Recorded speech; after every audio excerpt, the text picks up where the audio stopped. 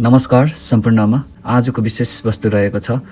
soil treatment माटोको उपचार र धेरै धेरै स्वागत गर्दै रिम्बी बमबाट पश्चिम सिक्किम आज है माटो कसरी ट्रिट गर्नुपर्ने विस्तार रूपमा तपाईहरुलाई जानकारी दिनेछौँ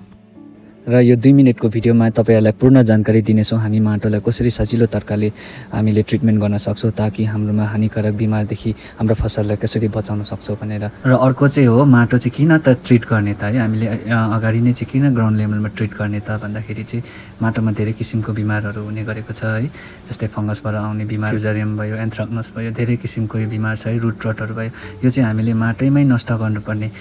भएकोले गर्दाखेरि चाहिँ हामीले माटोलाई नै ट्रिट गर्नुपर्ने है माटोमा नै हामीले प्रदान राख्नुपर्ने त्यसो गर्दाखेरि चाहिँ माटैबाट कन्ट्रोल भएर जान्छ र तेस्रोमा चाहिँ हामीले के हालेर चाहिँ सोइललाई ट्रिटमेन्ट गर्न सकिन्छ भन्दाखेरि चाहिँ अहिले चलिरहेको है ट्राइकोडर्मा हार्जियानम भन्ने छ है जुन चाहिँ पाउडर र लिक्विड फर्ममा हुन्छ त्यसलाई चाहिँ हामीले पाउडर फर्ममा छ र तपाईले मलसँग मिक्स गरेर लाउन सक्नुहुनेछ पाकेको मल कम्पोस्टसँग त्यसको लागि चाहिँ तपाईले 2 देखि 5 केजी 100 केजी मलमा चाहिँ तपाईले फिटाएर माटोमा